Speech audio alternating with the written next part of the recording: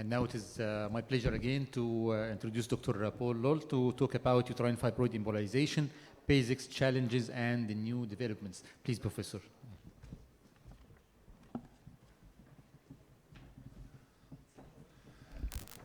Thank you again very much for your nice introduction. Ladies and gentlemen, I'll be talking about uterine fibroid embolization. I'll address some basics for those who are less familiar with the procedure. But for those who are very much familiar with the procedure, I'd like to share with you some challenges and also some new developments in this field. No disclosures. Okay, let's start with the basics. Uterine fibroids, also known as myomas, are the most common benign tumor affecting women during their reproductive years, with the prevalence increasing with age. Symptoms of uterine fibroids can have a serious negative impact on the quality of life in these women due to heavy menstrual bleeding, abdominal pain, and bulk-related symptoms. There are, of course, different treatment options like conservative therapies, medical and hormonal treatment, but there's also surgery like a myomectomy or hysterectomy, of course. But today we will focus on minimal invasive treatment, which is called uterine artery embolization, UAE, or some prefer to use the word uterine fibroid embolization, UFE. Again, a little word about the history behind uterine artery embolization. Uterine artery embolization for fibroid was again introduced by the French, this time not up from the north, but from a place called Paris, the capital city, where there's a very famous hospital which is called Lariboisière. The idea came from a neurointerventional radiologist, and his name was Professor Merlin. He spoke with the professor of gynecology, Ravina, and suggested uterine fibroid embolization before any surgical procedure, and it worked out very well. However, the work was not done by Merlin. It was done by the young Denis Herbreteau. He did the first uterine fibroid embolizations in Paris. He was chef de clinique at the time and became later on a professor in Tours in France. They had their first publication about uterine fibroid embolization in Lancet 1995, so that's already long ago. Bilateral uterine artery embolization is worldwide accepted as a treatment in patients with symptomatic fibroids. Infarction of all fibroids present will result in durable relief of symptoms. What about the acceptance of UAE? Well, the safety and efficacy of UAE procedures have been extensively studied with an average long-term result of about 75% or more sustained reduction of symptoms and complaints in these women, and about 25% or maybe less of additional interventions sometimes needed, like a dilatation and curettage, a myomectomy maybe, a second embolization, and unfortunately, in 10% of the cases, a final hysterectomy. So that means 90% of women are satisfied or very satisfied with the preservation of their uterus. Uterine artery embolization is a minimally invasive treatment for uterine fibroids. Again, worldwide acceptance, also by the American Congress of Obstetricians and Gynecologists, and they've published about it. As you all know, the procedure takes place in the angio suite. Under sterile conditions, it is performed in the angio suite with the patient lying supine, and no general anesthesia is needed, of course. After local anesthesia and puncturing the femoral artery, both uterine arteries are then catheterized, followed by selective injection of embolic material to occlude the arterial branches towards all these fibroids in place in the uterus, with the intention to achieve 100% infarction of all fibroids present. Of course, you're very familiar with this model, with the uterus in the center of the pelvis, and here we have a subserous fibroid on the right side and a submucous fibroid on the left side, and up there's an intramural fibroid. In order to get access to these fibroids and catheterize these, we go for a femoral approach in most of the cases on the left and or the right side. The usual approach is a unilateral femoral artery puncture on the right side. We go with our catheter crossover to the contralateral intra-iliac artery, and then we look for the uterine artery and start embolizing on the left side.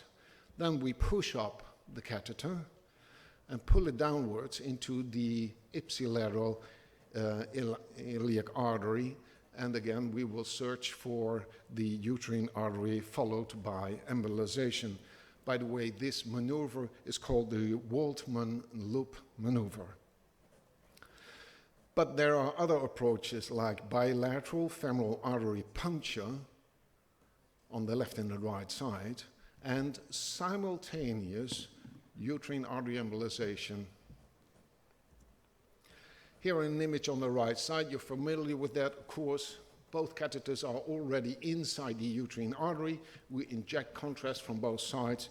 The uterine arteries are well depicted, as well as the little branches that goes to the fibroid in the center.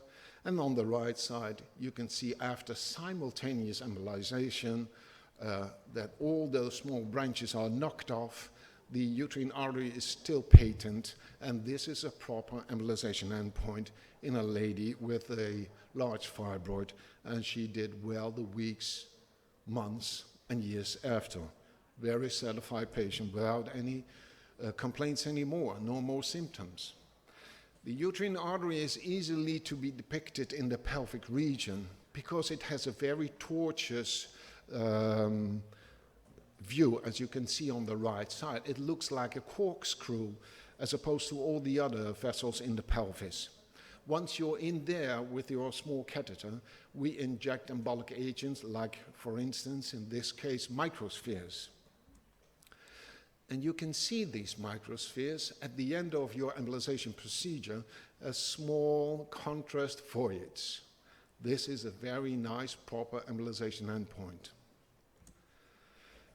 Again, a word of about this model.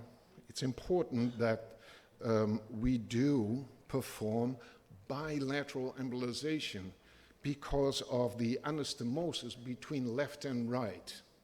If you only perform embolization on one side, the collaterals will take over from the other side, and you will not achieve 100% infarction of your fibroids. So always perform bilateral embolization. And this is, again, a proper embolization endpoint. There's another approach as well. You can come from above, a brachial approach or a radial approach, as you can see here in this model, followed by embolization. Here I'm doing a brachial approach. The sheath is inside the left arm. We embolize, and the patient does just great. We have great success with this kind of approach. And then you have a big fibroid prior to the embolization procedure, which reaches up to the umbilicus, reaches up to L3, and after embolization there's 100% infarction of this big fibroid, and it's decreased in volume down to L5, and the patient is doing great. Sometimes we also have multiple fibroids, as you can see here in this case, being enhanced after contrast administration on the right side, as you can see, but after embolization, there's no longer any enhancement of all these fibroids present, and the patient is doing great again. It's important to achieve 100% devascularization to have the proper volume reduction, the proper clinical improvement, but also durability for many, many, many years. Standard of practice and guidelines for uterine fibroid embolization. Let's talk about suitable candidates and unsuitable candidates. There's a green light for premenopausal women who might otherwise be advised to have surgery for their symptomatic fibroids. These are very good candidates for UFE. They suffer from heavy menstrual bleeding, pain, and bulk-related symptoms, or a combination of the three. So clear green light for this subgroup of patients. But there's also a red light. Those are the women with fibroids who are, of course, pregnant. That's not a good candidate, of course.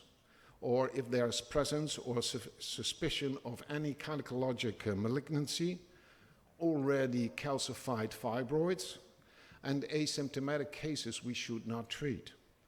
And there's also active pelvic infections and contrast allergies and coagulopathy or renal failure cases, which are not suitable for embolization, and women who refuse hysterectomy under any circumstances. Now, apart from the red light and the green light, I believe there's also a yellow light. And maybe we should call it a gray zone.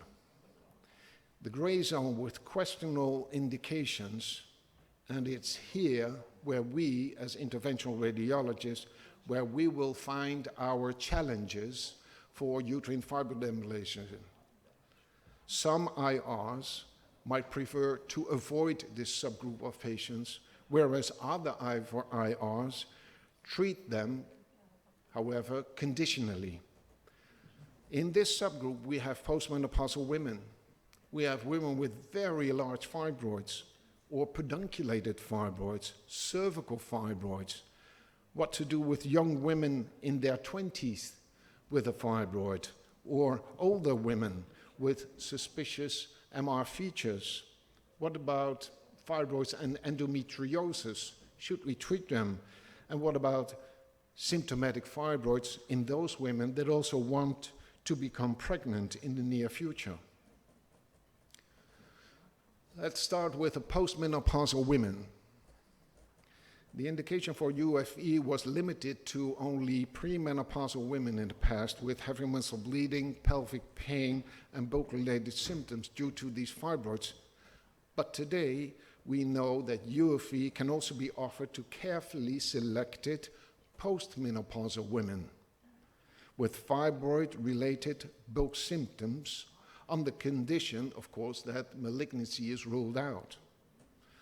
I personally would perform uterine fibroid embolization in postmenopausal women when malignancy is considered very unlikely by the gynecologist based on their examinations and my MR examinations on these patients. And if not, I avoid uterine fibroid embolization in these cases. Now, what about large fibroids? In patients with realistic or sometimes also unrealistic expectations. In case of huge fibroid burden, some authors reported less fibroid shrinkage after uterine fibroid embolization or less symptom improvement in these patients. But be careful. There is no evidence that these patients are more likely to have any more complications. So there is room for embolizing these cases. In these large fibroid case examples, as you can see on the right side with the uterus and multiple fibroids, a very large case, or another one down below, a huge uterus with one very big fibroid, then you can do an embolization procedure. But if the patient has unrealistic expectations and wants to get rid of her fibroids completely, I avoid uterine fibroid embolization. Yes, we can achieve a 60% volume reduction of these fibroids, but for instance, a 1500 cc fibroid uterine mass will not pop back into the pelvis. Now, what about pedunculated subserous fibroids? In the past, pedunculated fibroids on the small stalk were considered very dangerous after embolization. Pedunculated subserous fibroids could get dislodged after embolization. It could cause infection, abscess formation, demanding laparotomy, and therefore they were considered contraindicated for embolization. But subsequent study results proved that stalked fibroids are no longer considered contraindicated for UFE, so you can treat them. However, have a look on the image on the right side. There's a small uterus and there's a huge subserous pedunculated fibroid surrounded by red. I would avoid uterine fibroid embolization in such a case, in this subserous pedunculated example, and I would suggest myomectomy, especially in case of clear bulk-related symptoms in such a patient. It's a very easy operation for the gynecologist by just cutting the stalk and removing the fibroid. What about pedunculated submucous fibroids? In the past, again, pedunculated fibroids on the small stalk were considered dangerous. Pedunculated submucous fibroids could again get dislodged into the cavity of the uterus, causing endometritis, if not expelled spontaneously or in time by the gynecologist with DNC. But again, subsequent studies result prove that stalked fibroids are no longer considered contraindicated for embolization. We can embolize these cases. However, have a look at the image on the right side. I would, in this particular case, avoid embolization of this submucous pedunculated intracavitary example of two small submucous fibroids lying intracavitary, which are no bigger, no larger than 4 centimeters. If it's smaller, it can be easily removed by hysteroscopic myomectomy done by the gynecologist. Then we have another subgroup, the cervical fibroids. It's another class of uterine fibroids, and they are considered resistant to uterine artery embolization. But again, be careful, because it's based on only limited data, and other reports have refuted it. Cervical fibroids can occur singly or with other fibroids and may be offered embolization indeed. So take the challenge, regardless of their different feeding vessel patterns sometimes, as described in CVIR 2019. Have a look on the one on the left side. That was a small cervical fibroid which was successfully embolized, 100% infarction of this cervical fibroid, and the patient did very well. On the right side, prior to embolization and after embolization, here we have a large intramural fibroid and a cervical fibroid, and they were both well treated after embolization, and the patient did well. So I would recommend not to exclude these women with cervical fibroids automatically, and please do take the challenge. Now, what about young women in their 20s with a solitary fibroid? Probably it's best to avoid young women in their 20s with a symptomatic fibroid, not responsive to medication. I would avoid embolization in this age group. My recommendation would be myomectomy or MR HIFU if available in your hospital. However, if multiple fibroids are involved in very complex cases, one, yes, could offer uterine fibroid embolization. Now, what about women with suspicious MR features? Please do avoid these cases. Women with suspicious MR features, as you can see on the right side, on your pre-UFE MR images with suspicion of sarcoma, or 3 months post-UFV follow-up images on your MR with inadequate infarction of the so-called fibroid, which turns out to be a malignant tumor. I do recommend urgent hysterectomy. Have a look at this image. It looks like quite funny. It's a T1 with contrast. Look at the enhancement. Or what about this one? It's unusual, white, wild, erratic, contrast enhancement pattern. It doesn't look like a fibroid. It's a sarcoma. Indeed, it turned out to be both sarcomas. Now, what about fibroids accompanied by adenomyosis and endometriosis? Those are two different things, as you know. I do perform uterine fibroid embolization if there are fibroids and associated with adenomyosis, and we have great results. Don't worry about it. Have a look on the left side.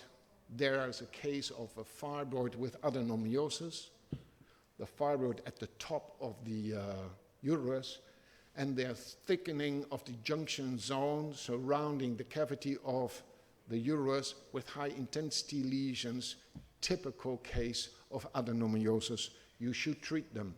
Take the challenge. But on the right side, we see a uterus with endometriosis. Avoid uterine fibroid embolization when associated with endometriosis, especially when pain is the main symptom, would be my recommendation. There is also bowel involvement, invasion, so please stay away from embolization. Okay, I'm starting to walk on very thin ice, and things become really challenging for us interventional radiologists. What about women with symptomatic fibroids and maintaining the possibility and the desire to become pregnant? Let's start with young women in their 30s with symptomatic intramural fibroids and seeking pregnancy. Well, it seems better, I believe, to avoid uterine fibroid embolization. Why? Well, I'll tell you. These are my recommendations. When there is still time for it, we would use cyclopentone, non-steroid anti-inflammatory drugs to reduce the bleedings in these young women and try to become pregnant. When there is no more time to waste and there is some urgency, use Lupron for 3 months, and the fibroids will become smaller and inactive. After a period of understimulation, these women are sent for an IVF process of overstimulation to become pregnant. And of course, there's also another option that you could offer. It is MR HIFU, if available in your hospital, but this is still regarded as an experimental treatment. Then what about young women in their 30s with symptomatic intracavitary fibroids, also seeking pregnancy? Again, it seems better to avoid uterine fibroid embolization and recommend myomectomy by the gynecologist, I believe. Now, what about older women in their 40s, around 40s, or 40 plus, with symptomatic fibroids with latent desire for children, but a less realistic chance of becoming pregnant? Well, we believe that uterine fibroid embolization might be an option in this category of patients, the regular standard way of embolizing these fibroids or the modified way of embolizing these fibroids. And we have, I believe, 3 options: unilateral fibroid embolization, embolite technique, and the use of resorbables. Let me share with you option number 1. Please consider the challenge of unilateral fibroid embolization technique described by Jim Spies and his group from the US, Washington, D.C. Or option number 2, consider the challenge of embolite UFE, described by Pisco and Bilim from Portugal, who described partial uterine fibroid embolization to minimize the risk of non-targeted embolization to ovaries and the endometrium in these women. And last but not least, from South Korea, consider the challenge of using resorbables, described by Manjuk Kim, with potential advantages such as vessel restoration after embolizing these fibroids with resorbables and return of blood flow to the uterus.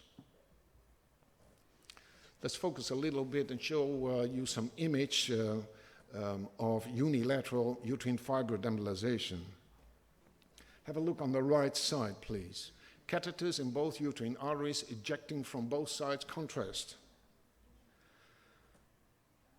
Now, injecting only from the left side, what are we looking at? We're looking at a uterine artery with some branches, but we can't see any fibroid, do we?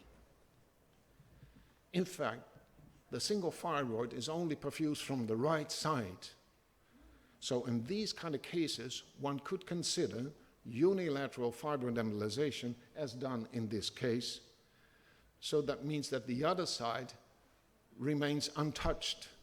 There's no damage whatsoever, not even in theory, of the ovary or the endometrium. And this is the result on MR. Prior to embolization, you can see that the fibroid is well enhanced after contrast. This is after the embolization procedure at 3 months, and this is at 6 months. So unilateral fibroid embolization does work in a subgroup of patients. Unilateral uterine fibroid embolization probably decreases the risk by half of non-targeted embolization to the endometrium and the ovary, with potentially better pregnancy outcomes.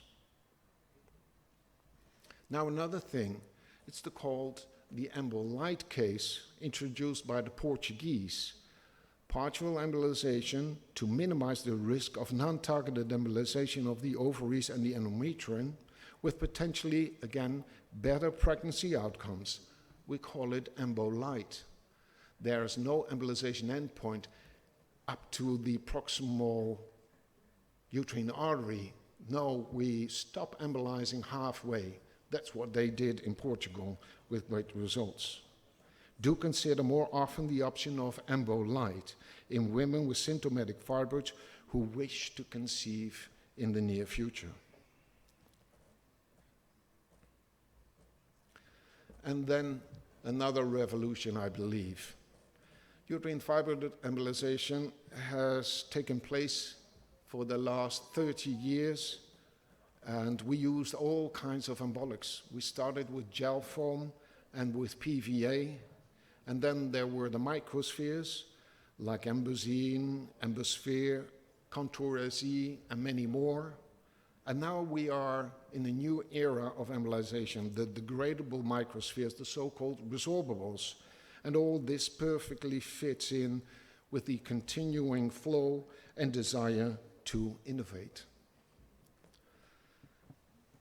Resorbable microspheres for uterine fibroid embolization has certain objectives.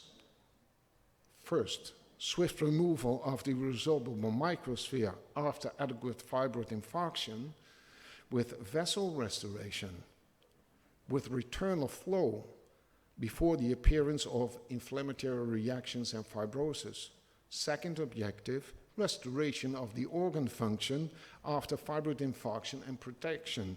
We're talking about the uterine stroma, the endometrium, and the ovary. And third objective is maintaining access for repeat interventions whenever needed. Let me share with you something from South Korea, from Manjuk Kim. He's using neck spheres more and more often and has huge experience with this product. It's a pre-calibrated spherical gel foam particle. It's been developed to overcome the shortcomings of conventional gel foam, and it's uniform in size and shape, allowing to perform embolization in a more controlled manner. It starts to resolve in 4 weeks, after being embolized. Here an example, you can see a uterus on the left side with multiple fibroids, and this is the result at 3 months follow-up on MR. 100% infarction of all these fibroids after being embolized with these neck sphere, microspheres on both sides. So it does work, and there's a large series already with great results. Have a look at this interesting slide as well, I believe. You can see the recanalization of uterine artery embolization. On the left side, we're using embospheres, and you have an image prior to embolization and 3 months after embolization. On the right side, it's a case where we used neck sphere prior to embolization and after embolization. And what is interesting is that at 3 months follow-up, the uterine artery reopens, whereas after embosphere, using for uterine fibroid embolization, the uterine artery still stays blocked. To conclude, embolization is safe and effective as a treatment for women suffering from symptomatic fibroids. Despite existing guidelines for embolization, there is a gray area where challenges are waiting for us, with room for further research, innovation, and more clarity on what to do. Especially in this gray, less clear area of uterine fibroid embolization, multidisciplinary consultation, shared decision-making, and personalized care is and will continue to be of eminent importance. Thanks very much for your attention.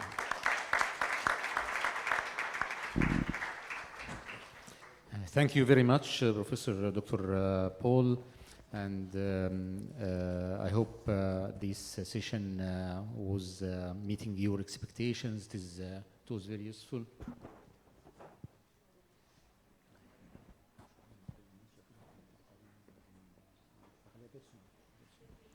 Unfortunately, we are very short of time, so there is no time for discussion. If anyone has any question for any of the professors or speakers, he can ask them directly or personally.